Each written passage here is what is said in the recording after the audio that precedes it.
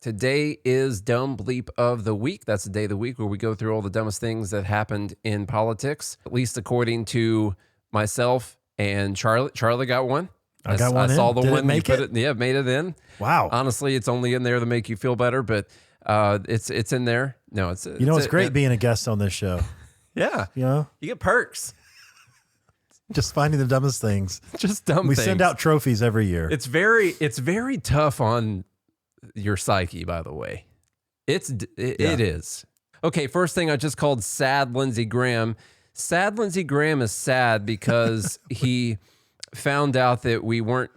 There's this thing that men get. I won't say it on the air because there could be kids listening right now, but there's a thing that happens to men when they get really, really close to the satisfaction they thought they were going to achieve. And then it just all of a sudden doesn't happen. And it's it. Everyone just goes on about their day and acts like nothing was going on. And and Lindsey Graham is feeling that right now. Many people have different words for that, and we just won't say them on air, but you can use your own imagination about Lindsey Graham. He's sad about this. He's sad about this. Here's Trump. Now, we talked about the Iran thing on Wednesday, and we CYA'd.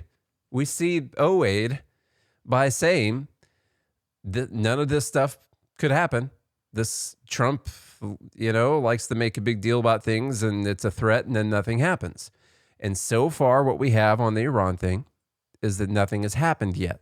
Now, I say yet because there's some other circumstances here. They're moving aircraft carriers to the Middle East right now. Qatar is apparently saying that they don't want us to use their base for doing this, and our Navy has been involved in killing people on boats in the Caribbean and trying to protect Taiwan from China. Fine, we'll launch from our aircraft and carriers. so they're moving. We just got to move them over there. They're moving the Navy over to the Middle East right now. It's just taking some time, and so we don't know for sure when all this stuff is going to happen. The killing in Iran is stopping. It's stopped. It's stopping. And there's no plan for executions or executions. So I've been told that on good authority. We'll find out about it. And so apparently we're not going to bomb anyone because the killing allegedly has stopped. Yeah, we're not going to kill anyone because they stopped killing. Because they stopped killing. And by the way, he's also saying my threats worked. He is. That's what he's saying. He's taking a victory lap right now. And Mark Levin warned about this, that if we didn't get to the bombing soon enough, we would lose the protest as a pretext for bombing Iran. And it seems like so far that's what's happened. Now, there are some people in the U.S. that are trying to make sure the protesters keep protesting because they know we currently need this pretext. We can't use the nuclear thing because we obliterated their nuclear program just 7 months ago, whenever that was. With precision striking. And so now it was the greatest military display of power until we took Maduro. Then that was, which was pretty cool, honestly. Yeah. But Ted Cruz does a video. Here's Ted Cruz talking. It's one of these, I hate it when politicians do this. Like, just right outside the foreign relations. It's one, if you're listening, it's one where he's like walking through the halls of power, giving you this thing. And it's meant to portray this like, I'm so busy working for the people of Iran and Israel that I just can't be bothered to stop and record this video. Not working for the people of Texas. No. He's just so busy working for these people. I wonder how many of like those subtle jokes you throw in that no one gets. Probably a lot. Like, I think it's most of them. Yeah. Mm-hmm. There's been a lot. Unless I call them out. You think we've had 1,712 episodes, and there's multiple per episode. You're talking 2-3 9/11s worth of jokes. Now I get it. Yeah. There you go. I want to talk directly to the people of Iran who are standing up, who are demonstrating incredible bravery, standing against the Ayatollah and the mullahs. Can you turn the music up? Thank you for your courage. You need to know America stands with you. America stands with your fight.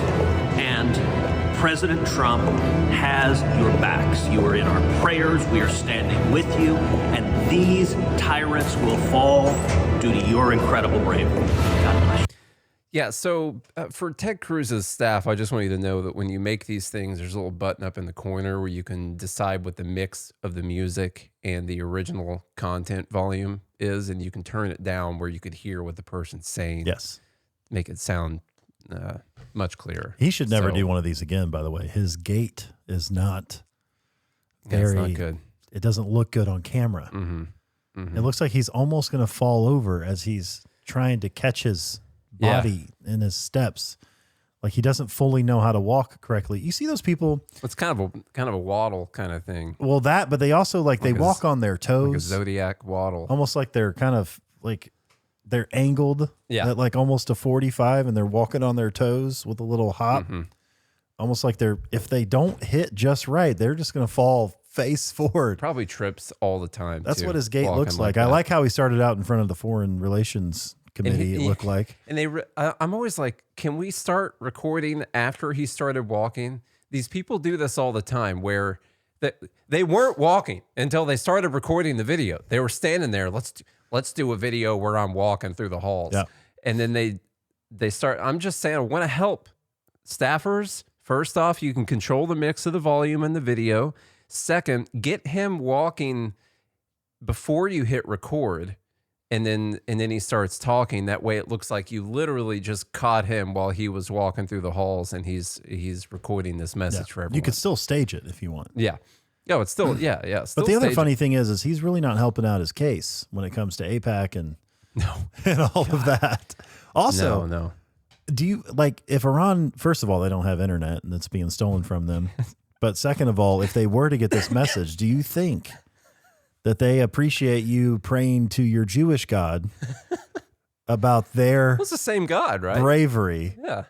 You know, I don't know. Well, I mean, Ted Cruz is a Christian, though. Yeah, that's a problem. So, yeah, maybe the Jewish God and Allah are similar, but you believe in Jesus, and that's not Muhammad. Here's the sad Lindsey Graham moment, and this is... Honestly, this is enough to call in a welfare check and he just looks get like he's at a funeral. Yeah, with we this screenshot. We should get a no-knock raid welfare check on this guy's house. Honestly, because he looks so sad in this. This is right after someone broke the news to him. There are a lot of headlines out there that are, in my view, not accurate. President Trump's resolve is not the question. Is he drunk? The question is, yes, always. When we do an operation like this, should it be bigger or smaller? I'm in the camp of bigger. Time will tell. I bet you are. I'm hopeful and optimistic that the regime days are numbered. This guy's a senator for the state of South Carolina, by the way, just in case anyone was wondering. This is not just When it comes to war, I like it bigger. Yeah. The bigger, the better. If we could bomb the whole world at the same time, maybe I could finally get there. But the point is, I like it bigger. But I've been edging my whole life on these small little wars we've been doing. The question is, when you asked if he was drunk, the answer is yes. When you've been suppressing your sexuality for that many years, like he is. In that clip, he's red. Yeah. He's red and hammered. Typically is. Okay, I'll get to some of the posts about this. There's a Lindsey Graham thing. I wanted to bring this back in for dumb that we talked about on Wednesday. Mark Levin saying that the number of people killed far higher than 12,000. The massacre is beyond horrific. The regime is close to succeeding in crushing the uprising through unchecked violence. The brutal cold is another decisive factor. People simply cannot stay in the streets longer. If help does not arrive today or at the very latest by tomorrow, the game is over. And quite literally, the point he's making in this post is that the protests are the pretext for us deciding to go ahead and pull the trigger on toppling this regime.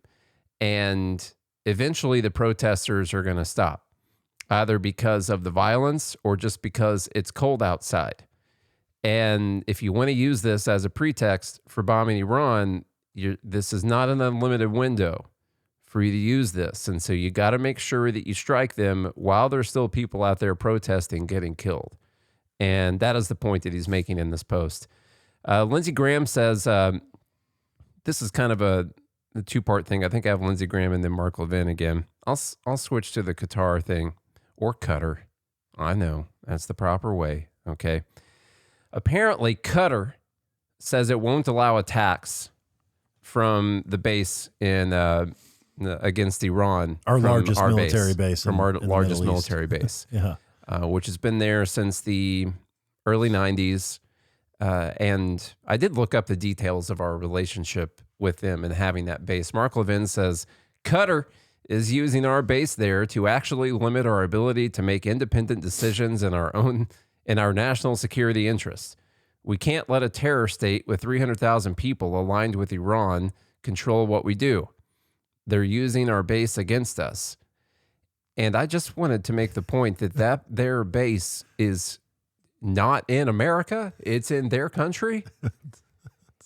And this is not the first time they've done this, because they can do this. And I did look it up. And they can say, we don't want you to use our base to attack. For instance, when we were attacking them Houthis in Yemen, and they said we couldn't use their base for that either, which is why we were using the Navy to attack those people. Which is also why nothing happened, probably, and why we're rushing aircraft carriers to the Middle East right now, more than likely. So this thing is not over. The protests will probably start again in a week or so, and depending on how long the travel time is for a boat to get over, a big boat to get over there. They can say that we can't strike those. And by the way, since 2003, Qatar has put in $8 billion into this base. They're rich with all that oil money. We put $450 million into the base. So not only is it on their soil in their sovereign nation, Sand. in their sovereign sandy nation, they put a ton of money in to maintain it. Now they get stuff, like we train them how to use our stuff, and then they buy stuff from us and all that, and that's good for the military industrial complex. They give our presidents airplanes. Yep. New Air Force Ones, all that kind of stuff. The plane, not the shoe. And they're, I guess, invested in technology. Yeah. And, yeah. Now we're a little bit limited on time, so I'm not going to go. This would be like I have a grill over at Nate's house, but his wife doesn't eat pork. Yeah.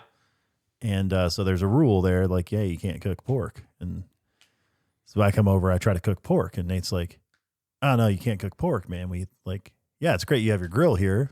Mm-hmm. I love that you come over and grill for me. By the way, I put way more money into the grill than you did. Like you bought a little tiny share of it.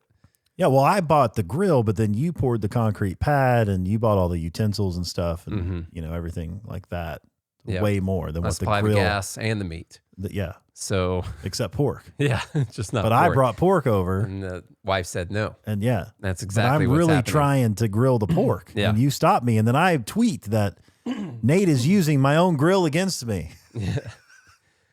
It's at his house. So I don't know. We've got I don't know why you hate pork so much. We've got a little bit of limited time here, so I think I'll skip over. I brought in some stuff from the Federalist Papers because I keep seeing people on the question of authority. Because another thing we didn't mention again is whether or not the president can just decide that he's going to bomb Iran. The answer to the question is technically yes, he can decide that. But the only reason the answer is a yes is because the government has decided not to enforce their own rules that they're supposed to have over the branches. Yeah, it would be an impeachable offense. It's never going to happen because both political sides want to be able to do this anytime they want. And so no one's ever going to enforce this. And even the War Powers Resolution was written broadly enough that you can sneak in, like when you put the word emergency in something.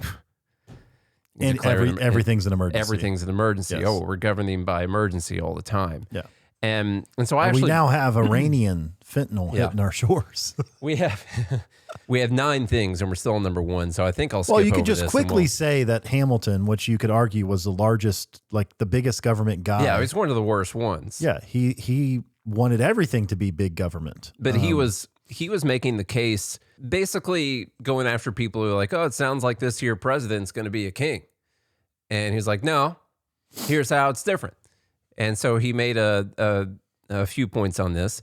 He says the president is to be commander-in-chief of the Army and Navy of the United States. In this respect, his authority would be nominally the same with that of the King of Great Britain, but in substance much inferior to it. It would amount to nothing more than supreme command and direction of the military and naval forces as First General and Admiral of the Confederacy, while that of the British King extends to declaring of war and to the raising and regulating of fleets and armies, all which, by the Constitution under consideration, would appertain to the legislature. He goes back and forth between here's what this person could do, here's what the king could do. And so he says the one would have a right to command the military and naval forces of the nation. The other, in addition to this right, possesses that of declaring war and of raising and regulating fleets and armies by his own authority. And there's other stuff in here, by the way, that we should mention sometime, that we have decided our president has the authority to do these things. And the people who wrote the document or were heavily involved in creating the document that everyone swears an oath to, like specifically said that they were not conveying these powers to the executive branch. But, you know, what did those guys know? They don't understand. And then there was Madison, James Madison, who said in no part of the Constitution is more wisdom to be found than in the clause which confides the question of war or peace to the legislature and not to the executive department. He says the executive has no right in any case to decide the question whether there is or is not cause for declaring war, that the right of convening and informing Congress whenever such a question seems to call for decision is all the right which the Constitution has deemed requisite or proper. Like the right of talking to Congress about it is all that he was given. He goes on to talk about why you wouldn't want the executive to have these authorities. Because they seen how it devastated them from Great Britain. You know, when the king has the unilateral authority to declare war, perpetuate war, it creates tyranny. It creates even the protections that the British people were afforded were lost during perpetual warfare. This was a big deal to our founders, and they wanted to set up a system in which that wasn't the case. And we've completely blown past that. Hence it has grown into an axiom that the executive is the department of power most distinguished by its propensity to war. Hence it is the practice of all states, in proportion as they are free, to disarm this propensity of its influence. Meaning, if you want to be free, they're not going to have the authority to decide to do that. If the less freedom you have, the more authority that person's going to have. Or the more authority that person has, the less free you're going to be, essentially. Never meant to give it authority singly to judge and conclude that war ought not to be made. This is talking about making treaties, because in the president making their own treaties, that treaty could say that we have to go to war, meaning the legislature has to decide whether or not we're going to go to war, meaning the legislature has to be involved in that treaty. In making that treaty. He says the trust would be precisely similar and equivalent in the two cases. The right to say that war ought not to go on would be no greater than the right to say that the war ought to begin, meaning the president also can't say that the war ought to begin either. And his whole point was that we shouldn't trust a single citizen to make this choice, that no one person can be wise enough to decide this. It should be debated among the people's representatives. That was the whole point of giving this authority to Congress. But you guys have heard of George Washington before. Never heard of him. He's, I think he's on a money somewhere. I don't know. Oh, he's on the $1 bill. Yeah. and the cutter. Yeah. Whenever he says, this is answering as to whether or not, expedition against the refractory part of the Creek Nation, whenever Congress should decide that measure to be proper and necessary, the Constitution vests the power of declaring war with Congress. Therefore, no offensive expedition of importance can be undertaken until after they shall have deliberated upon the subject and authorized such a measure. So even he recognized that. Anyhow, we'll move on to the next thing. Number 2, some guy named Ned. Sorry, it's the National Endowment for Democracy, which is so interesting. They're getting this funding because they're also the principal source of information for how many protesters have been killed in Iran. And so I want everyone to remember that. We mentioned that on Wednesday. And at the same time, or a day or so before that, we found out that the latest funding bill included $315 million for the National Endowment for Democracy, which is something that Doge had decided to cut off to freeze their funds. And by the way, this bill has been voted on and it has passed the House. And I don't know if it passed the Senate yet. They're actually doing many separate funding bills right now called minibuses. Interesting. They're working a lot of stuff. Mike Benn says 81 Republicans just voted to fund NED. So did every single Democrat. If Republicans voted in block like Democrats, NED would be defunded now. But the blocker, as I've said so many times, is not Democrats. If it was, all these things could be fixed. It is the blob side of the GOP. And it's so frustrating because, well, we'll talk about this is now a bill that was passed mostly by Democrats, by the way, that Trump is likely going to sign. And that's just the way it's going to be. And many people are blaming that on the filibuster threshold in the Senate and that there's no way Democrats would get on board with signing one of these bills that doesn't have funding for a National Endowment for Democracy.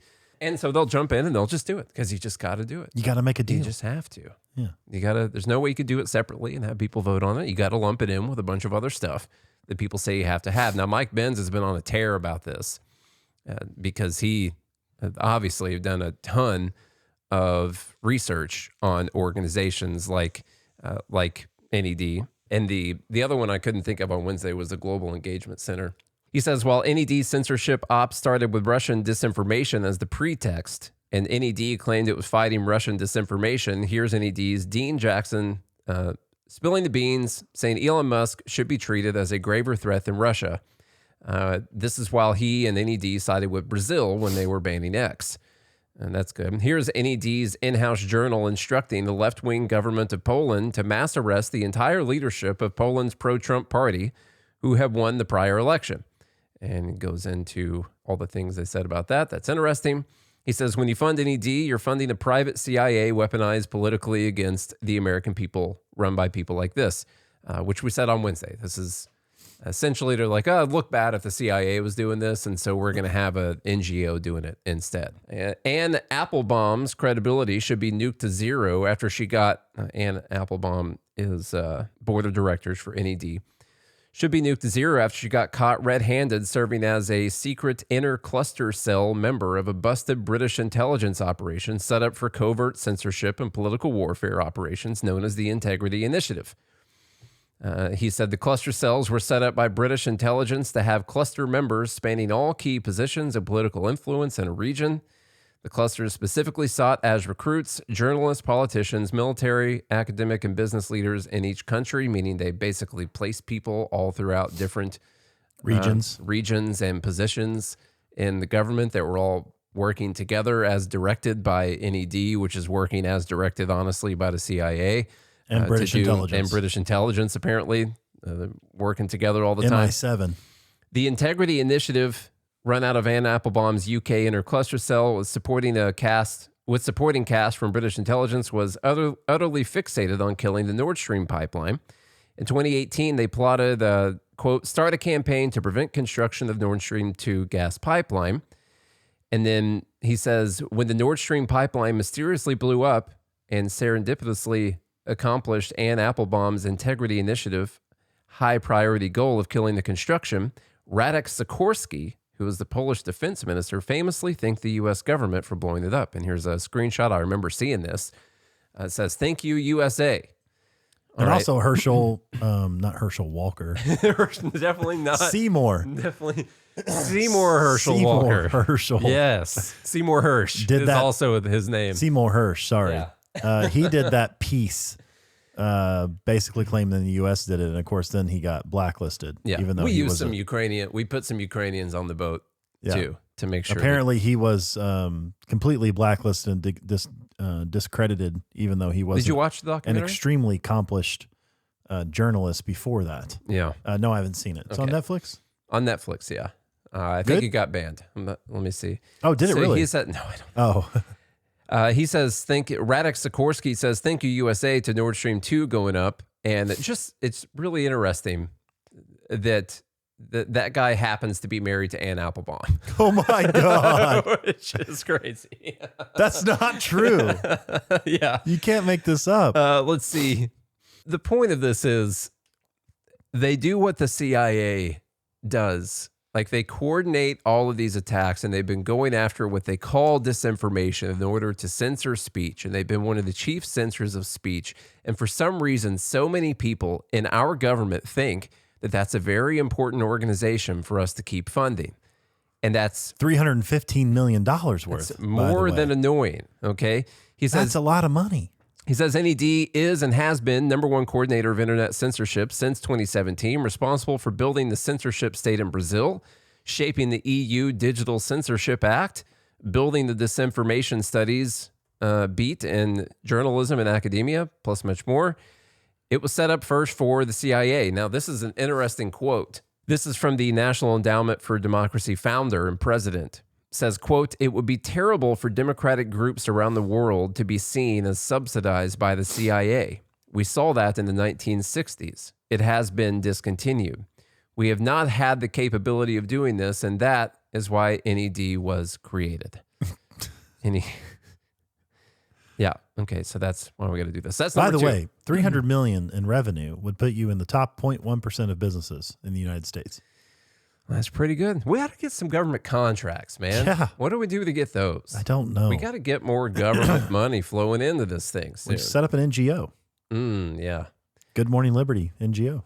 Let's make fun of trans people here for a little bit. That sounds good. Great. Not really the trans people, because many of them are suffering, but like, you don't make... Never mind. Let's make fun of this clip right here. This is Dr. That's about trans people. That is about trans people. And this weird thing where people, even in the medical profession, even scientists themselves, just cannot answer simple question. And it's not based on science. It's not based on medicine, not based on evidence whatsoever. It's based on feelings. They're worried. First off, I think top priority is they're worried they'll lose their funding or their jobs if they say this thing that somehow goes against whatever that left woke narrative is about trans people. And so here's this interaction with Josh Hawley. Thank you, Mr. Chairman. Since you bring it up, why don't we just start there? Dr. Verma, I wasn't sure I understood your answer to Senator Moody a moment ago. Do you think that men can get pregnant? I hesitated there because I wasn't sure where the conversation was going or what the goal was. I mean, I do take care of patients with different identities. I take care of many women. I take care of people with different identities. And so that's where I paused. I think, I wasn't sure where you were going with that. Well, the goal is just the truth. So can men get pregnant? Again, the reason I paused there is I'm not really sure what the goal of the question is. The goal is just to establish a biological reality. You just said a moment ago that science and evidence should control, not politics. Absolutely. So let's just test that proposition. Can men get pregnant? I take care of people with many identities, but can men get pregnant? Many women that can get pregnant. I do take care of people that don't identify as women. That can men get pregnant? Again, as I'm saying, let me just remind you what you testified to a moment ago. Science and simple evidence yes should or control, no. not politics. She can't say it. So she can't. Can men get pregnant? You're a doctor, I think. Science and evidence should guide medicine. Do science and evidence tell us that men can get pregnant? Biological men, can they get pregnant? I also think yes/no questions like this are a political tool. And no, yes/no questions are about the truth, doctor. Let's not make a mockery of this proceeding. This is about science and evidence, and I'm asking you. The United States Supreme Court. Okay. God bless America. She can't say it. Why can't you say that? I don't know. Trust the science. By the way, in the case you're wondering, men can't get pregnant. The answer is no. No. Can men get pregnant? The answer is no. He even asked biological men. He said it that way. Yeah, can biological men? She can't even answer that. Jesus. Because she can't respond with no, biological men can't get pregnant, because then that could possibly hurt like 100 people's feelings, and then she could lose her job, or they could lose they could lose funding or something like that. Yeah, it's just wild. That could hurt 100 people's feelings. It's like not a lot of people, Oh my God. The, Also, what I find, I saw this, I didn't watch the video, but I saw a post about it, and I just looked in the comments, and one of the top comments was, "We are living in the dumbest time in history." Yeah. And when it's so funny, you can't answer like basic questions. Then it's so wild to me. And the deflection where she's like, yeah, I just don't like yes or no questions. You know, I have a boundary against yes or no questions, and I'm just not going to participate in it because it's full of bigotry. Yes and no questions is bigotry. Yeah, you could just answer the question though, because it's a very simple question. So number 4, Eric Adams and some other wording here. He says, proud to launch the Buy NYC token, a new token built to fight the rapid spread of anti-Semitism and anti-Americanism across this country and now in New York City, which is now live at Buy NYC token. So this token is going to help prevent the spread of rapid anti-Semitism, rapid onset anti-Semitism. Like, what do you put the token where? In your wallet? Yeah, you put it in your wallet, and then you like Jews. Now they're probably going to raise money with it and put up a flyer somewhere, and that's going to stop.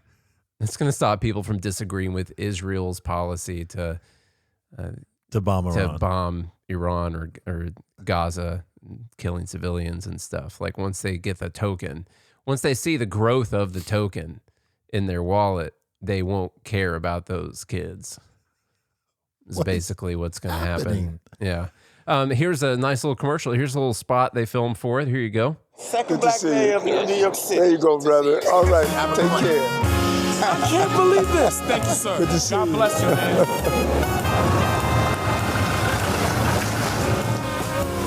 Yo, Eric, is that you? Yes, it is, brother. How are you? New York is wild, man. Just get a fucking mayor at the back of my car.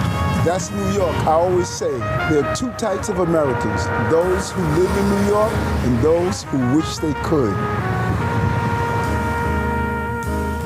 Mayor, big moment? Yep, big moment.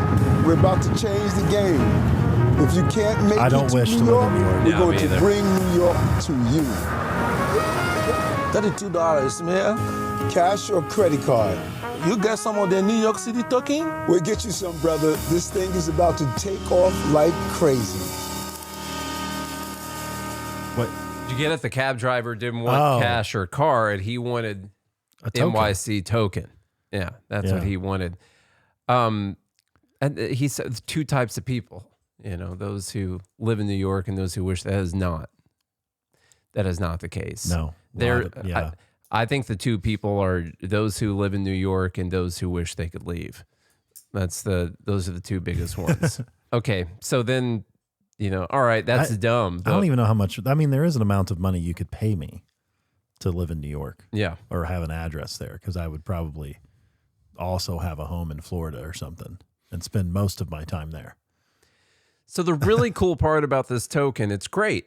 It's really great for Eric Adams, because about half an hour after it was launched, he rug pulled all of his assets in it and got about $3.5 million.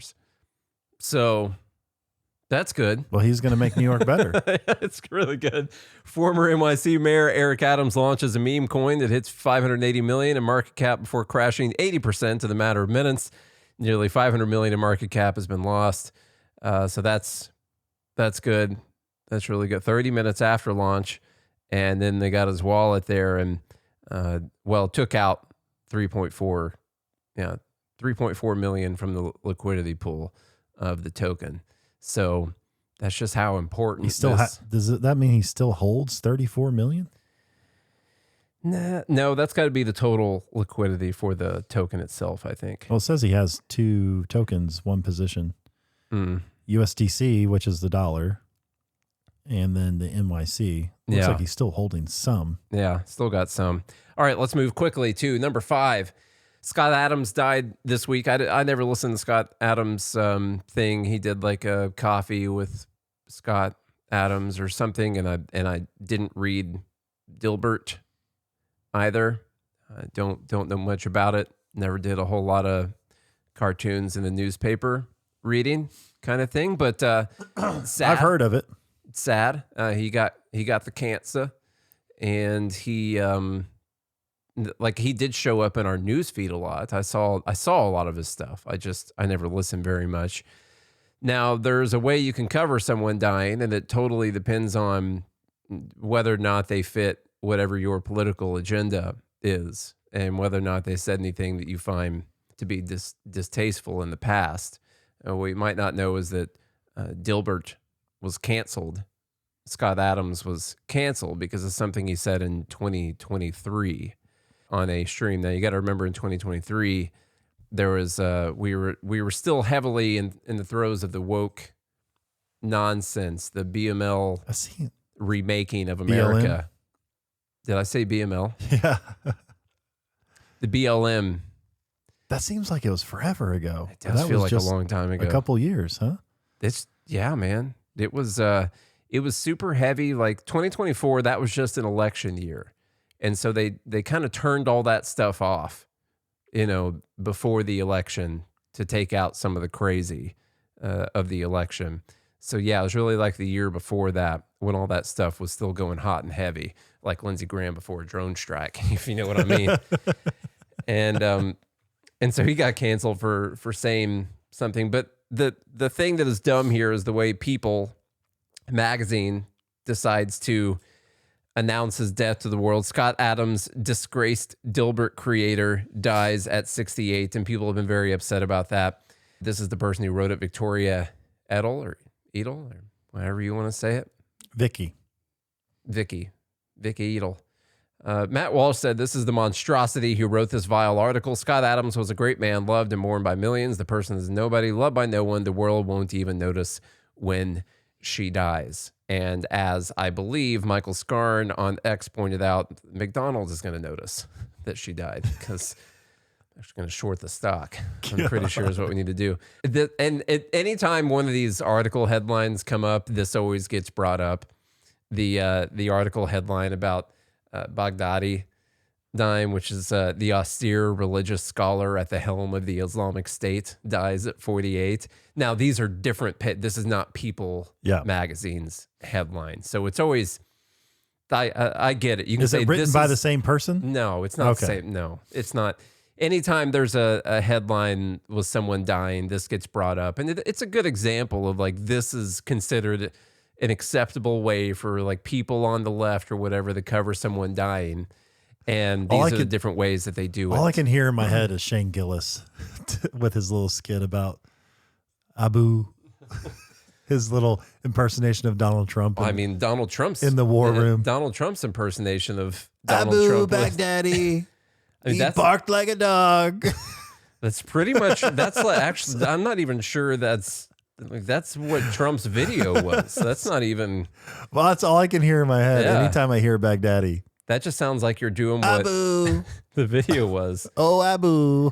This is what he Abu-boo. got. This is what Scott Adams got in trouble for. And I don't want to have anything to do with it. Oh, he's talking about a poll that came out on whether or not it was okay to be white. That's the thing, which is just a racist thing to ask in the first. That's something that racists ask. Is it okay to be white? It's a racist dog whistle. So he's talking about this. So if nearly half of all blacks are not okay with white people, according to this poll, not according to me, according to this poll, that's a hate group. That's a hate group. And I don't want to have anything to do with them. And I would say, based on the current way things are going, the best advice I would give to white people is to get the hell away from black people. Just get the fuck away. Wherever you have to go, just get away. Because there's no fixing this. This can't be fixed. Right? This can't be fixed. You just have to escape. So that's what I did. I went to a neighborhood where, I have a very low black population. Because unfortunately, there's a high correlation between the density. And this is according to Don Lemon, by the way. So here I'm just quoting Don Lemon when he notes that when he lived in a mostly black neighborhood, there were a bunch of problems that he didn't see in white neighborhoods. So even Don Lemon sees a big difference in your own quality of living.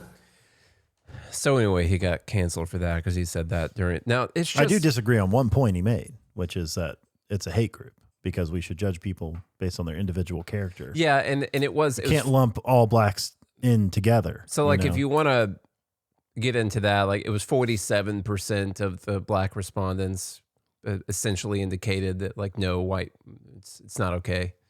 By the way, I've met many of those people. Yeah, I mean so I was recently at a conference a couple weeks ago in Atlanta.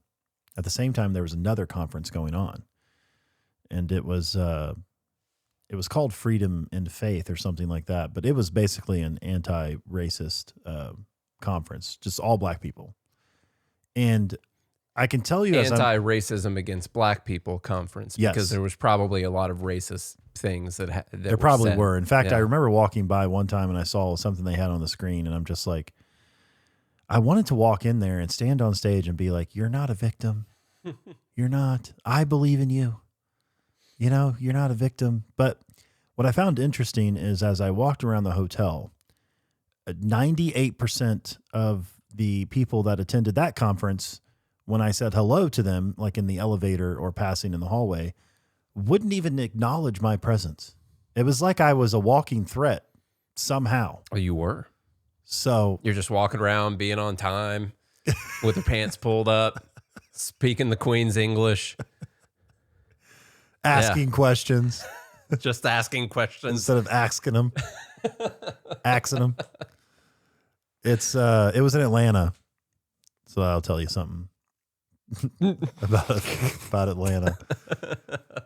Now there were a few of them that were they were nice. They had smiled back at me and said hello. But that was only 2%. Yeah. And I walked white guy just wanting black people to smile. By the way, just wanting them to smile at you all the time. I walked past a lot of them. You could see it in their eyes, man. Like they look at, I'm not joking. I'm a pretty good read of body language. I can tell when I'm not joking. I'm just telling you my experience. But at the same time, like, I don't think that means all black people are involved in a hate group. Well, just because I had that experience. No. Like I said, there are a few of them that at that conference that would smile and say hello back and have a conversation, a little bit of a conversation. Would you get them to do like a little song and dance for you too? Something like that? No, just normal human interaction. They weren't tap dancing to make you happy or anything? No. Okay. No, I wasn't forcing them to play football or nothing. Okay. But anyway, that I say all that to say that I think those stats are likely true. However, I still don't think you can use stats like that and then judge all people of a certain color. No, you can't apply it to everyone. No. So that's where I think I would say when he said that was wrong. It's technically wrong. It is. And you can't, but you could say, well, if I'm going to move to a neighborhood and I was concerned about that sort of thing, where would I go that would decrease the likelihood? I mean, you live in an all-black neighborhood. Ah, yeah. Yes. What happened with your neighbor? I'm going to wait till the case is over to talk more about that. You know, I don't want to. You're going to wait for the verdict? Mm-hmm. Okay. I'm going to wait for the verdict and the sentence. Okay. To come out. And then maybe then I'll talk about it a little bit more. I have talked about it once. So yeah, it's like if you want to decrease the likelihood of something like that being a problem, sure. Like if you were a betting person and you want to decrease, you also got to put yourself in the mindset of what was going on at this time. Imagine the years after the George Floyd riots and everything that happened afterwards. It was a total bleep show, like for a long time. And those people are being a little quieter right now, but they're not gone. They're still there. They're having conferences in Atlanta. They're having that's where they are, doing their next plan of attack right now. They're building leaders. Mm-hmm. And so you got to put yourself in the mindset of what you were seeing all the time. Now your news feed is designed to make you upset, so you will interact, and so you'll spend more time on that platform, and so an advertiser will get a chance to show you something, and that is what your news feed is designed for all the time. So it's not always a perfect representation of the world. I walk around in my neighborhood, everyone's nice. I'm one of like 4 white people I know in my neighborhood, and everything's been fine. The bullets never actually hit anyone.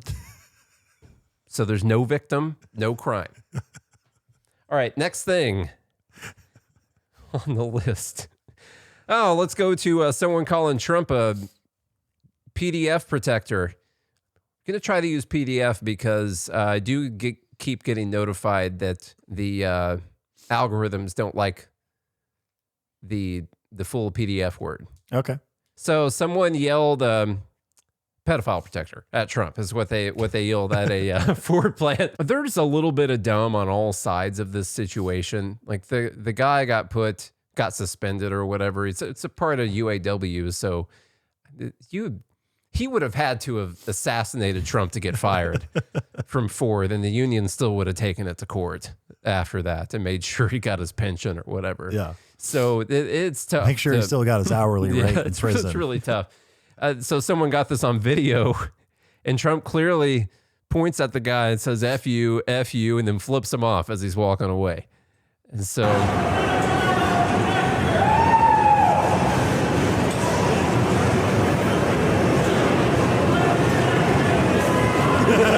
It's like a drive-by. It's hard to see. The little hands, it's hard to see. But now, in one way, I like seeing a president do that. Honestly, yeah, like just being real, keeping it real. Don't be so fake all the time. Trump keeps it real. That's for sure. I like it when someone keeps it real. And if he was upset with that guy, there is authenticity with Trump. Like you point at someone and you say F you, and then you flip them off as the president of the United States. I think that's pretty real. You know what else is unfortunately pretty real? Him protecting pedophiles. PDFs. PDFs. Yeah. I keep forgetting to do that. Not Adobe. Yeah. Now, maybe that's not specifically whatever. We don't know for sure because it's all a bunch of blacked out nonsense. So we don't know what's going on. Yeah. Okay. Unless you listen to Bongina, then everything's fine. Yeah, Don Bongina. Yeah, he said that there's nothing to see here. The PDF killed himself in a prison cell, and his accomplice is playing tennis in prison right now. And so everything's fine. Yeah. So let's get on to some of the nonsense. They suspend the factory worker, and just an example for where the left was on this is that this is free speech, and there's no reason that Ford should have taken any disciplinary action against the person, which I think is nonsense. But this person, Peter, says, where's Barry Weiss? Where's Elon Musk? Where's Matt Taibbi? Where are all you free speech champions now? Where are you frauds? Were you frauds then, or are you frauds now? And this is talking about the worker being suspended. Listen, I don't care who it is. If someone comes to visit your workplace as a guest of the company that you work for, and you decide to yell something insulting at the person who came to visit your workplace as a guest of the company that you work for, you shouldn't just get suspended. You should get fired. Doesn't matter what it was. Doesn't matter. Even if you were right. You know what the thing is? All these people, and I think it happens on both sides, but it's happening a lot right now on the left. There's nothing brave about doing something like this if there are no repercussions for it. You know, it's not brave to protest the government. It's not brave to protest ICE or to block whatever if there's no repercussions. If there's no repercussions, you're not being brave. You're just filming videos. That's all you're doing. Yeah. Creating content. Yeah, you're a content creator. That's all you're doing. And if there's no repercussions for saying this, then you're not a free speech warrior or whatever, because there's no way that you could get in trouble. So where's the bravery in saying something like this? By the way, how ironic, considering that it was the left's mission to get people canceled for certain things they said. Yeah. Their whole goal was to get people fired. Yeah. For free speech. Either you're an absolutist or you're not. And it's only when it serves them, but that's most people. Now, the only place where this would have been an issue is if, let's say, Ford, the company, did not care about this. The manager didn't care. Ford doesn't care. None of them care. They're like, oh, yeah, totally cool. But then Trump is like, you better fire that person or I'm going to cut out all of the subsidies for them EV battery plants you guys are buying or putting up right now. And so you better fire that guy. Now, that's not right. That is actually the government taking away someone's free speech right. I would guess that Ford would have an issue with a worker yelling something derogatory at a guest who's visiting their Towards facility. any guest. Doesn't matter if it's the So president. I would assume that would be the case. Now, props to this guy for saying something. Sure. And I think more of us should adopt this as a policy, honestly. It seems like he's doing fine. Because he's got a GoFundMe going right now. They've actually suspended the donations. They were asking for, oh no, they've raised it. Yeah, they've raised it now to 800K. It was originally at like 100K or something, and they blew that out of the way. He's raised $480,925 as of the time I took this screenshot last night. Oh, it does say donations paused up there in the top left corner. I don't know what that's all about. And so he's raised almost $500,000 because he's been suspended, not even fired, from his job, from his UAW job that he has, for yelling this thing at Trump. Now, is he likely to get fired? Probably. I don't know. UAW says they're going to try and protect him. And you know what bothers me so much about this? It's fine. People can donate to whatever they want to donate to. They can. But for people on the left who are always crying about helping those in need, taking care of people, how the government should help people take care of them, they sure will get together and fund this kind of nonsense when the situation arises. And I just decided to scroll through GoFundMe's website and take a look at all the other things that are on there that have not been funded. Because at the time I looked at this was more than fully funded, because they were asking for a much smaller amount. They saw tons of people were giving, so they raised the amount they're asking for. By the way, full transparency, though, I did look it up. It appears as if Thomas Sabula stopped it himself. Okay, that's fine. He said, "We appreciate the support. At this time, we are closing donations to this campaign and encourage you to look for other causes and organizations to support." Exactly. So We let's... appreciate every single donation, comment, share, and sign of support. Now, I wonder if people are going to do that. And I admire him for doing that after it hit $480,000. I do admire him for doing that. I'm gonna take. That's good. He's like, $500,000's enough. Yeah, I'll take that. $500,000's good. Yeah. That's fine. I'll take that. And that's, hey, when people are just giving you money in 3 days, by the way, it takes a little bit of conscience to decide to stop people. And maybe he did the same thing I did. So maybe this is not a dumb on him, but maybe he did the same thing I did, which is look at how much money's pouring into you and then go to the GoFundMe homepage and see like a kid dying of cancer who can't get more than 10K of the 80K they need. And all these lefties getting on there giving this guy $500,000 because he called Trump a name. And it's just, the priorities are so screwed up. And when people do get together and give money to these causes, they complain about it. People shouldn't have to give money to these kind of causes. The government should take the government only has money they took from other people in the first place. Right. That's it. So it is people getting together to do something. So before I go, I won't go through the whole thing, but I did happen to click on this guy's thing. This is Thomas, and he needs a wheelchair van. I just want to bring that to your attention. Crazy story, actually. He hasn't hit his goal yet. He's had 397 people donate to his cause. This one's had, TJ's had 21,000 people donate to get this wheelchair van. This is a guy who actually was commended for saving a young autistic boy from drowning in Kansas in 2022. What people didn't know was that at the time he had multiple different ailments like cancer and stuff that ended up being debilitated for him like a month after he saved this kid. And so he's lost his job, had all these issues, has to be in a wheelchair all the time, and is just trying to get a van so he can go around. And it's a terrible, terrible thing. So I felt it would be a disservice to not mention something like this. And it really just drives me nuts. Like, I donate to like 3 things every month, and it's not a whole lot at all. But the government will take care of this guy. And they won't. That's the problem. They will eventually, probably like 3 years from now, and they're still going to do it with other people's money. So they're going to do it with 8 times as much money as it would cost if people just bought that on the free market. Nate, the left spends a lot of time and energy focusing the government on those problems. They freely give, which they could do for those problems too, but they freely give to like funny problems, you know? Somebody goes after Trump. It's what's interesting about this, though, is that it seems as if the left could be willing to donate to all sorts of causes to where we don't have to force the government to do it or force other people to do it with the threat of government force, that people would be just willing to donate to these things freely. Yeah.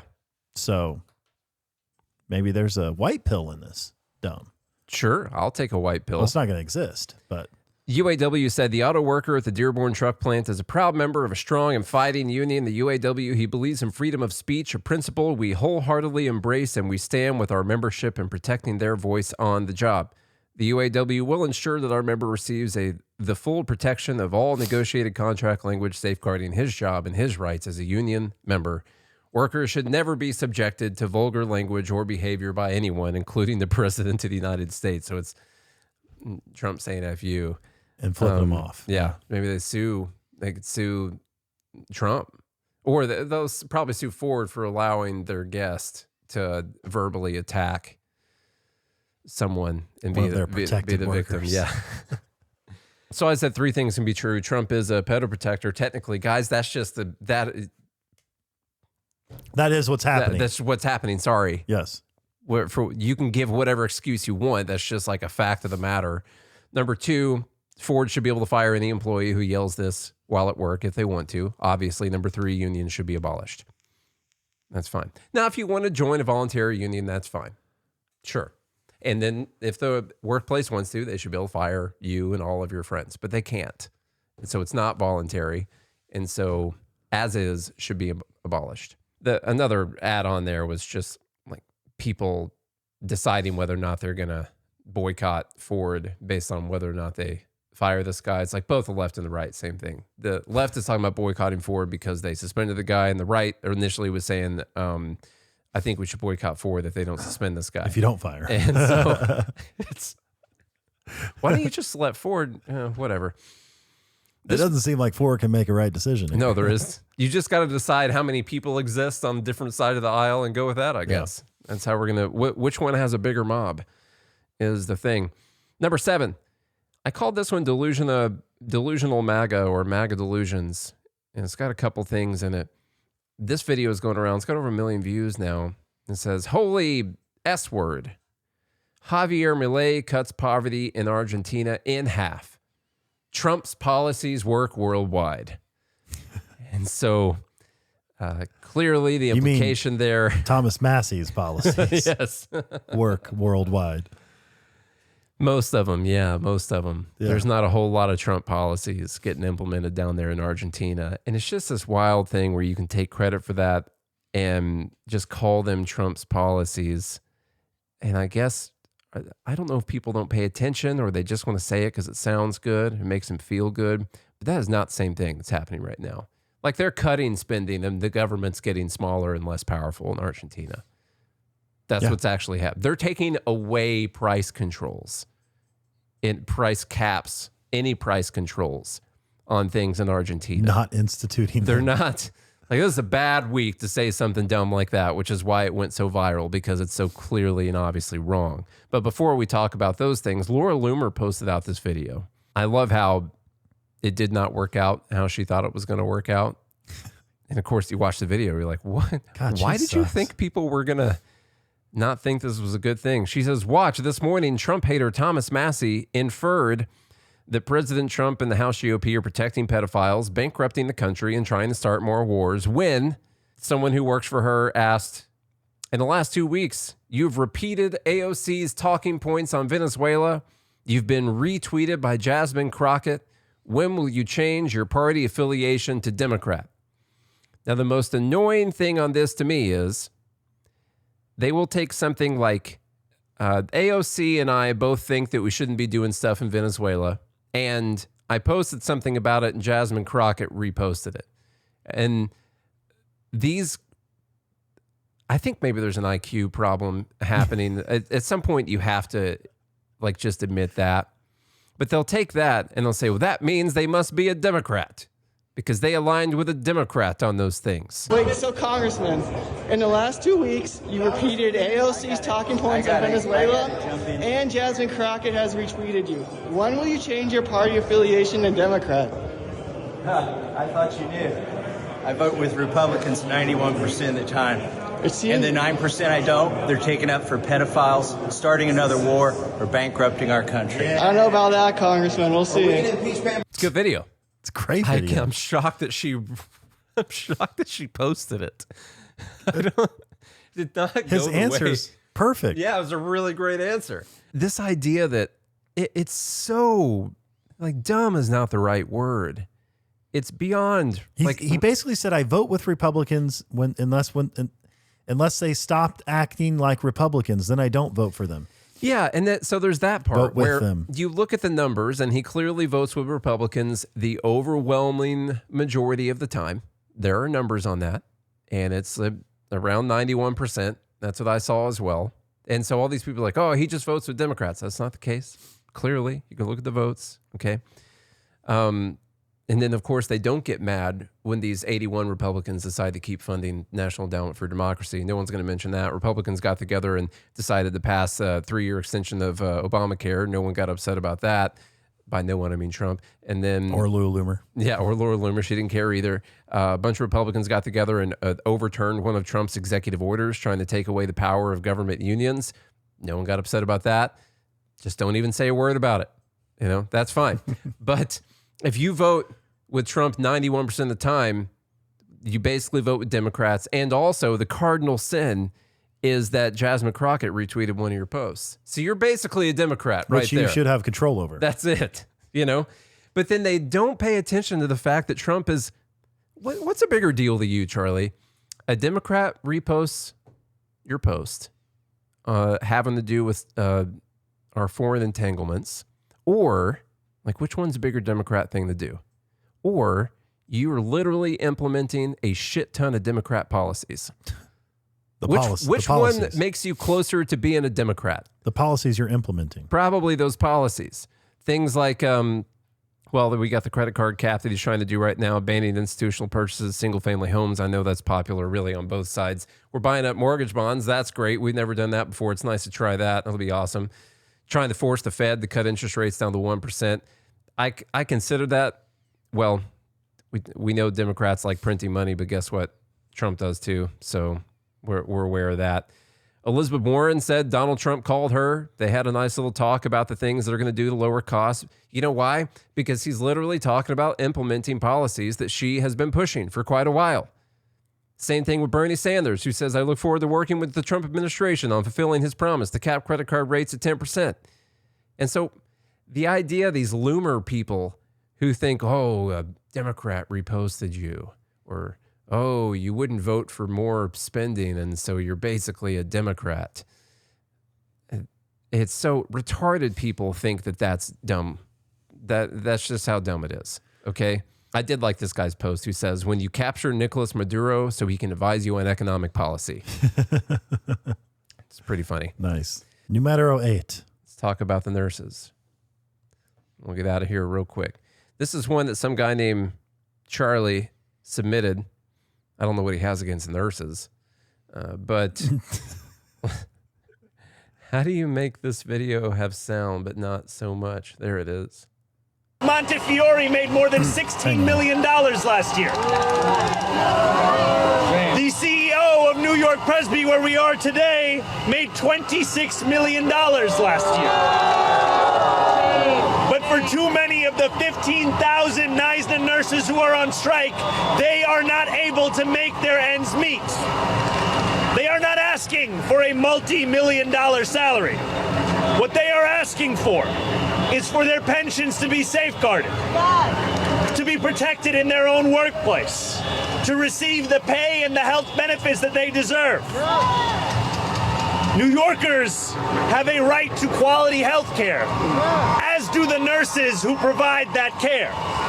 My job as mayor is to protect both of those rights, to stand alongside the working people who stand with us every day, and to build a city where everyone can live a life of dignity, not just those with the most means.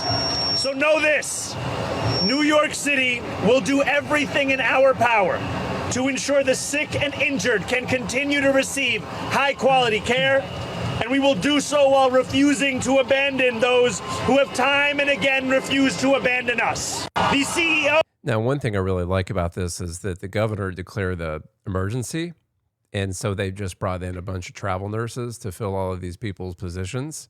And so that's cool. I do like that. I like seeing that kind of thing because I just hate unions so much. There's some interesting things about what they're asking for. By the way, the travel nurses make a lot more money. Yeah, they do. You spend way more money on those. Those people should just become travel nurses. So, yeah, they should do that.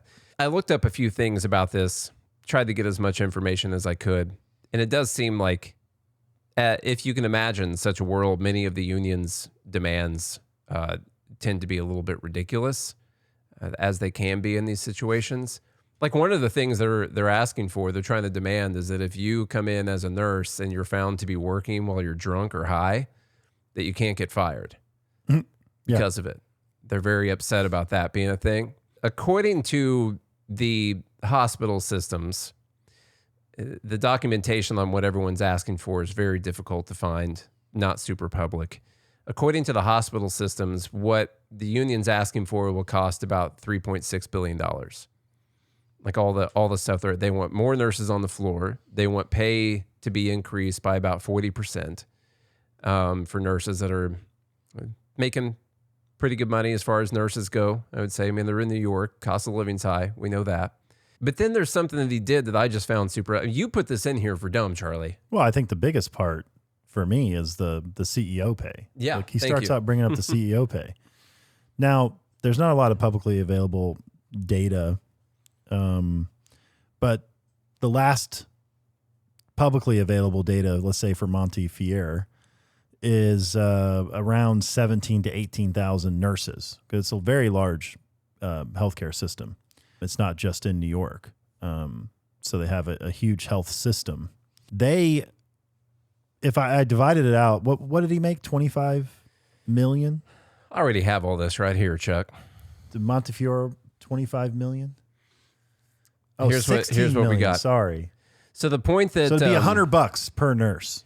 Yeah, for the whole year. Well, so the total amount amongst all of the healthcare systems, just so you guys know, it would end up coming out to around $25 per nurse per week is what they could make if they paid their CEOs no money. And what always drives us insane. That's combining all of them. Yeah. What always drives us insane is that they'll get all these people out here protesting, striking, carrying their signs. And always the biggest emotional thing they'll use for people is the hatred for the person at the top and the hatred whoever's making the most money. Now, I'll tell you one thing from personal experience I've heard on the matter. CEOs of hospitals do a lot of stuff. It's actually a pretty difficult job. As you guys can imagine, hospital systems are pretty difficult to manage. So it is an important position, just so you know. It's an important position to have as a competent CEO of a hospital. So you don't lose all your money or kill a bunch of people, something like that. Yeah, by the way, somebody makes a good point. The CEO of Montefiore is an MD. Yeah.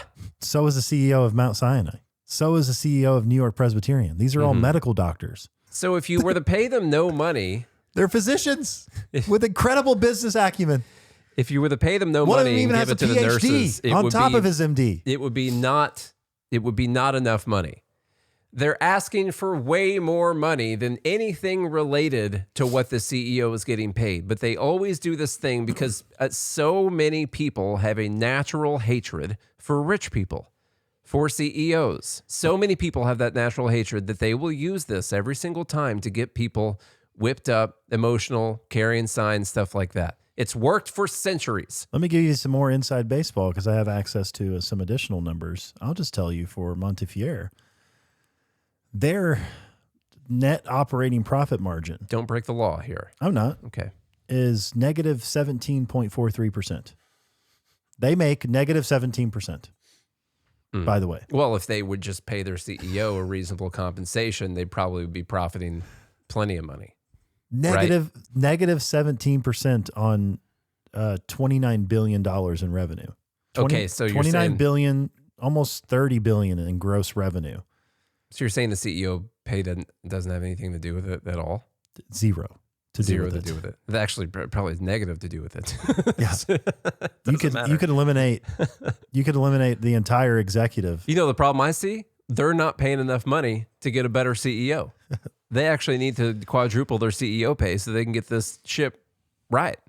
It's what needs to happen right now. It appears to me, based on what I can see, their cash on hand is enough to pay like maybe a month's worth of payroll. It's like if they start losing any more money, no one gets paid. Mm-hmm. They just close down. And then where do the nurses work? Where do the patients go?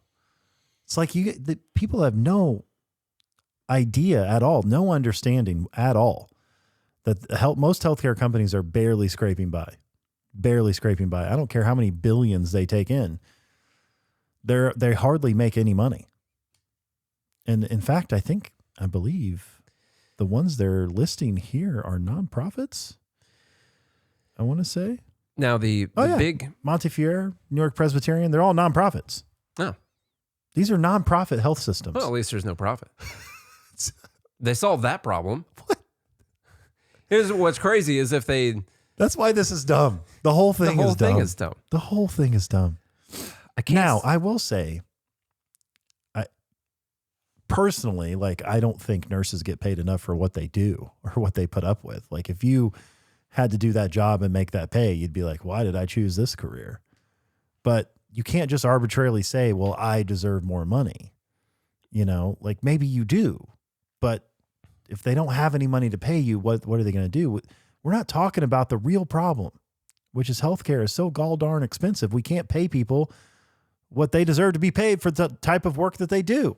I'm thankful. I went to nursing school. That was my original path. And I'm just grateful that we got signed by a shitty record label and I dropped out of nursing school to go pursue music and didn't go back. Are you thankful that the record label was shitty or just thankful that we got signed? Just thankful that the opportunity existed to pull me out of nursing school at the time. I gotcha. Yeah.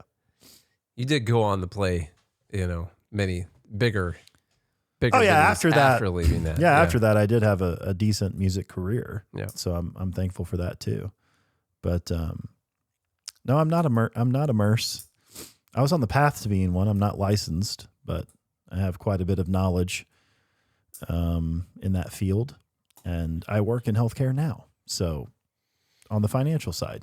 Yeah, you got like 8 healthcare businesses. Yeah. So it's quite a lot of stuff. Hey guys, let's start getting the votes in. We're running a little bit long right now. We need to start getting some votes in. The other thing that's in here is great, but we are going to pull the plug on it today and just get the votes in for this. That one could be evergreen content for sure. So at number 1, sad Lindsey Graham. Poor sad Lindsey Graham. Number 2, the continued funding of Uncle Ned. NED, Uncle Ned. Number 3, Ned. that trans loving doctor who would not say that men cannot get pregnant. Just can't do it. But you got to trust the science, but also we can't tell you. Number 4, Eric Adams and his anti-Semitic rug pull. Number 5, the disgraced Scott Adams. Number 6, the controversy with Trump being a PDF protector. Number 7, MAGA delusions, like him implementing Javier Milei implementing Trump's policies, and that's why they're having so much success down there. And among many others, the Loomer thing with Thomas Massey was in that as well. Number 8, these nurses, and number 9 doesn't exist, but it was a nice video of this. It says IRS National Taxpayer Advocates talking about the income tax being voluntary, and honestly, that's a white pill because I did not know. Yeah, that sounds I had no great. clue. Let's do that instead. While you guys are getting your votes in, I'll play that video for you. Here you go. Fill out that form and pay their. As we all know, that our U.S. tax system is a voluntary tax system, and we depend on people willing every year to sit down, fill out that form, and pay their appropriate amount of taxes. So I really think enforcement is a reward to those who voluntarily comply. And I think if the public does not see that the IRS is enforcing the laws, we're going to be at risk of losing people continuing to voluntarily comply. So freaking voluntary, them taxes. Let me tell you what. So you can vote on number 9 also if you want to. Get those votes in. And while you're getting those votes in, I'm going to tell you that you need to go to GodHatesFeds.com, get yourself a God Hates Feds t-shirt. Go to joingml.com, joingml.com, so you can join the Fed Haters Club and hang out with these fine folks. Fine folks. There's fine people on both sides of this group. And so you want to join for as little as $7 a month, so you can hang out with us every single day of the week when we want to, doing this whole liberty thing that we're doing, life, liberty, and the pursuit of meaning.